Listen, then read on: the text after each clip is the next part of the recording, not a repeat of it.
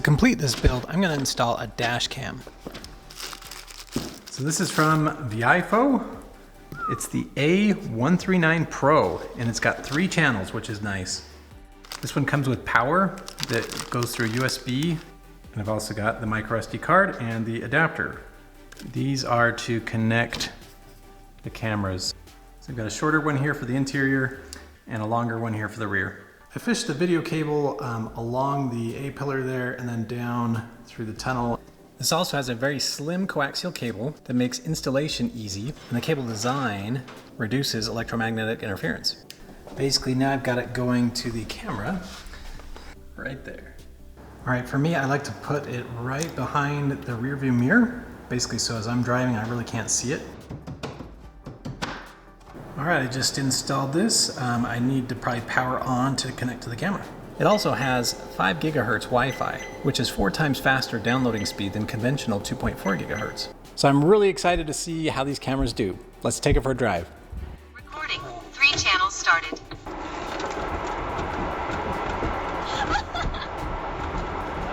So this is the latest 4K flagship model.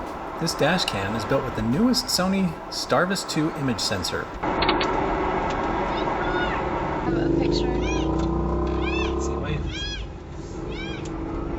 It is full 4K HDR with night vision 2.0. The A139PRO is probably the best dash cam in the market in license plate capturing at night. All right, to summarize my experience, it was a very simple, straightforward installation. I feel like the 4K camera captures really good video. I like that the integrated camera you could just mount wherever. If you've ever been interested in a dash cam, kind of the safety and security it offers, check out the link in the video description below and use my code to get extra discounts.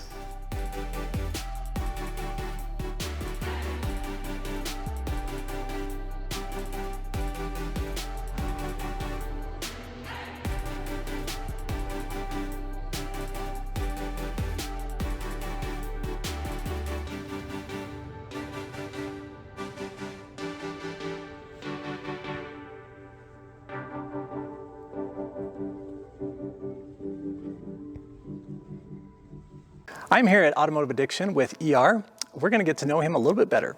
Just tell me about how you got into this. What was this your idea? Did you see it before? We actually started with the concept of just a couple of guys that needed some additional space. We were looking at buying a warehouse together.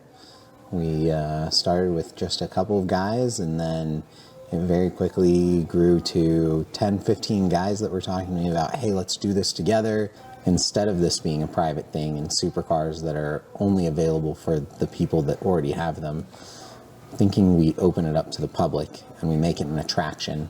I merged my storage concept with a museum concept, made it open to the public so that people come in and see cars and the whole car community can enjoy it instead of something that was a little bit more private. Natural, right? So once you've got a museum and a cool venue like this, then you start hosting some birthday parties, some anniversaries, some weddings. But for the most part, I mean, if you've got a cool car, I want to see it. Other people probably want to see it, and we're happy to put it on display. It's called Automotive Addiction because I have an automotive addiction. Do you remember when we first met? Absolutely. So recount the story. Oh yeah, absolutely. So, dude, I love unique cars. That is my passion. Like unique cars, that is it for me. And so seeing a car that I don't recognize driving into a parking lot was probably, it was certainly very exciting. Yeah. And so I ran towards you and probably scared you a little bit. Sorry about that. Yeah. So I actually got that on dash cam, and I did a YouTube video on that. So I'm gonna like link it so everybody can watch it. But Awesome. It's a great story, great way to meet people. But yeah, that was the first time, and I totally thought he was kidding. I thought you're like, hey, come put it in a museum. It's like, no. What does that mean? Yeah, not kidding. Not kidding at all. Yeah. Legit have museums now, and this is super appropriate here. And you've just done such a great job. I'm so excited to see it, and so excited to have other people come see it. Yeah. And even as we were pulling it in now, you could see how you have a couple people walk up and get super excited about it. Yeah. That's what I love about the car community. Here is the question. Should I sell the car? To me?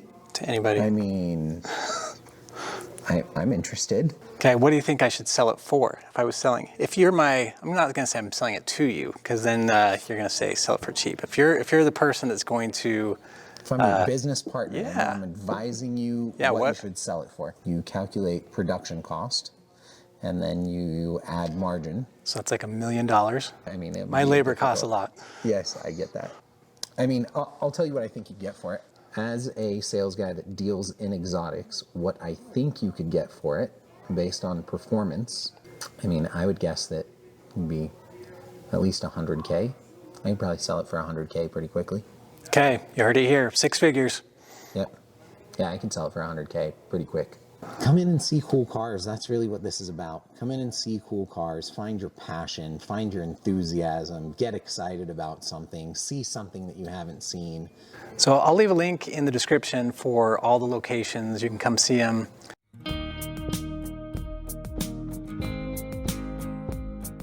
All right, I'm actually recording this before I go to the museum. In order to best sell the car, you need to know the stats. The question I get most is, what is it? This is a garage-built supercar based on a highly modified space frame chassis and panels from a K1 Attack. So what is the powertrain? It is a Tesla performance drive unit with 450 kilowatts of power. That's around 600 horsepower. The range? So it has 12 battery modules from a Chrysler Pacifica, that's a hybrid minivan, for a 32 kilowatt hour pack and about 125 mile range. It weighs 2,580 pounds with a 4852 weight distribution. 0 to 60, the fastest I've got it is 2.5 seconds, and that's kind of hard to do. I can hit 3 seconds pretty easily almost every time, but to get less than that, you need to get some really good traction. Best quarter mile time is 11.1 at 120 miles an hour. I could have done so much better, but that's the first time I've ever gone drag racing, and I didn't do any burnouts, so traction was kind of a limiting factor. I'm pretty sure I could get mid-10s. Okay guys, I'm super excited about this one. This one's gonna be a custom silhouette of the car I built. So I'm really loving that. That one comes from Petrol Vibes. So it is magnetic, so it's probably steel, and it's powder coated black. Nice wrinkle powder coat, looks really good, really durable. And I am gonna love, absolutely love putting this in the garage. So if you're interested in something like this, I will leave a link in the description. I think it's pretty cool.